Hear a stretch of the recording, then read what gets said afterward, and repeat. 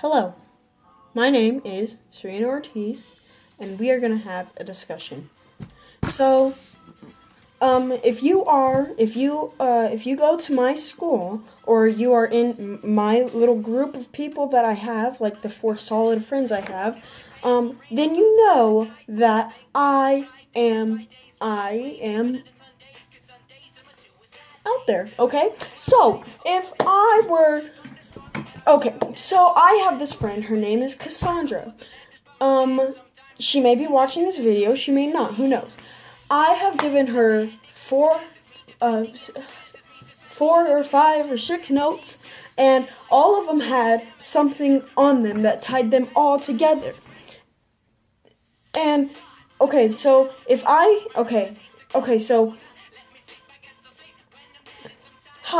Okay, the notes had like these spaceship things, and like on with these spaceship things, they like connected to each other, right? But like you could turn them and stuff. It was like Galactica, like you know that game. And so I drew those out and I handed them to Cassandra, and it took her a couple days.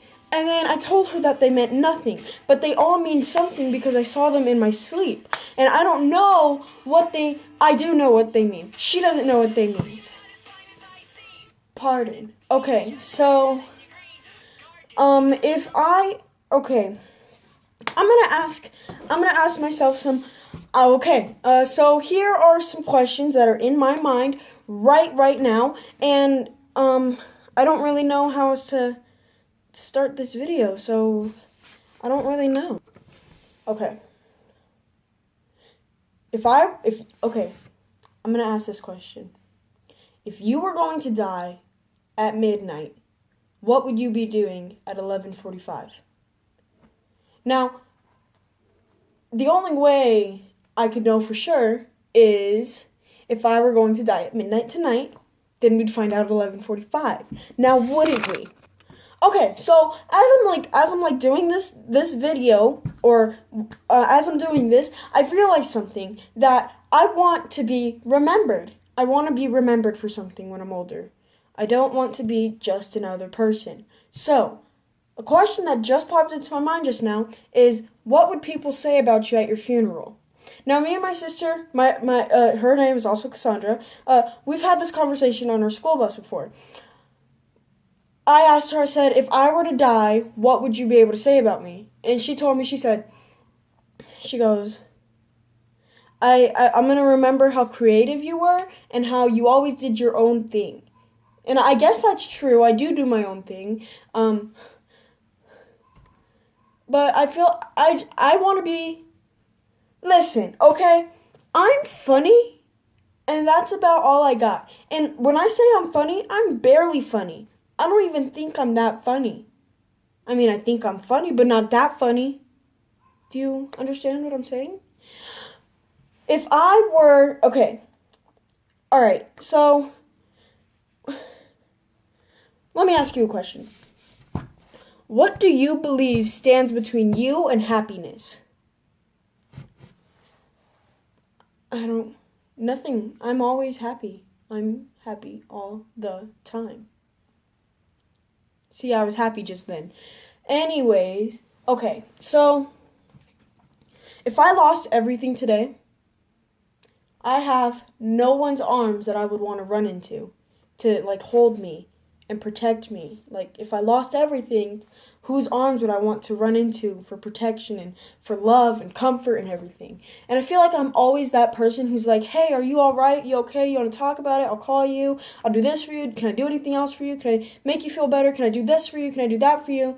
And I've noticed that people don't really do that for me. And I'm not saying, like, I'm not saying to just, like, text me every day and be like, hey, Serena, you okay? You all right? Can I do anything for you? No, I don't need that. See, I'm good. Nothing's going on with me to where I need that. But when other people are posting stuff and they're saying stuff and how they don't feel good, how they're not doing well, how they miss somebody, how they're heartbroken, killing themselves, I'm always the first one, or try to be the first one, to step up and be like, hey, you okay? Let me do something to make you feel better. Let's go out on an adventure to McDonald's at 2 a.m. for ice cream, because I'm totally down for that, because I just want to make you feel better. I like to make everybody feel better.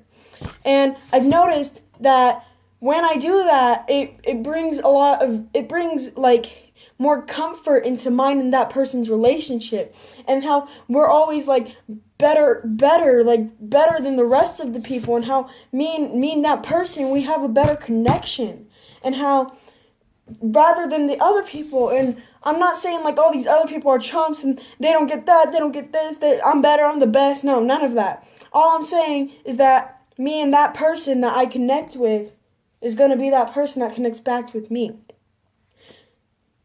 I don't know if you guys are understanding anything that I'm saying, but yeah.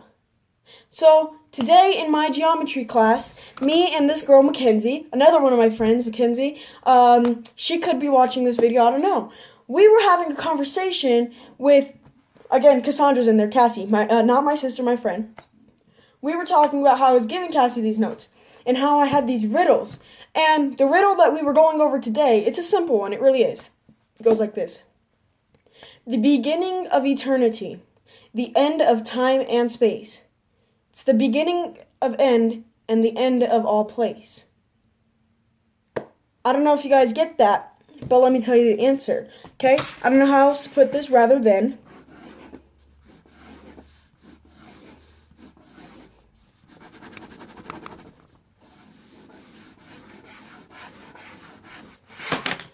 it's an E. The answer is E, because it's the beginning of eternity. E, the end and time of place. It's E's. All of it is E's. It's just an E. And let me tell you something. I have 2 E's in my name. C-E-R-E-N-A. That's it. I have 2 E's, meaning I am the beginning of each E in the eternity, meaning that I am E, as in Serena. As I'm living, which I do that a lot, I notice that I don't fear death. I fear how death happens. In a zombie apocalypse, because that's one of my big fears, a zombie apocalypse, if I were to be eaten by a zombie, I wouldn't want that to happen, because first off, nobody wants to be eaten by a zombie, and second off, that's going to be hecka torturous, hecka painful, and nobody ever wants that. I hope nobody wants that. Unless you're one of those weird kids, then you could want that. I don't know. That's not, you do you. But the way that I want to die, I guess, like, going to prison for life is already dying. So, I'm not going to use death as, like, my going out. I'm going to use prison as my going out. So, because my mom might kill me anyways. But if I were going to go to jail for prison for the rest of my life over, like, killing somebody, I'm not just going to kill that one person. I'm going to kill everybody I can. Now listen, I know it sounds demented and like hecka crazy, and you're like, Serena, whoa, calm down. Shouldn't be saying that kind of stuff. I know, okay? But that's how I'm going out with the bang. I'm not just going in with the pop. I'm going bang, and Serena's gone. So that's how it's going to. Now, back to the notes. These notes that I gave to Cassandra, I stayed the night at her house one time, and we were talking about the spaceships and how they looked like little houses, but they weren't houses, they were spaceships, and our perspective came from the yellow one, and the yellow one saw a red one, a green one, and a purple one, and they were all shooting lasers at each other, but they never hit, and it's the Matrix, because the houses, the ships, whatever they would, like, Matrix it, and, like, avoid the laser shots. So, yeah. And then 3, 4 of hearts, 7 of 8. Whoa. It's the 4 of hearts and the 7 of spades, which is the little heart with the bullet in it. Those are the 2 best cards in the entire pack. If you get it. There's always 3. There's always 3 put together. All three of them are always put together. I don't know if you got anything that I said. This has been a totally random video, and if you didn't get anything I said, I totally understand, because I just kind of like threw it all out there, and I'm really just hoping for it to boomerang effect and come back to me with y'all like understanding what I'm saying, but I doubt you will. So, thank you for listening to me speak to a camera, and goodbye.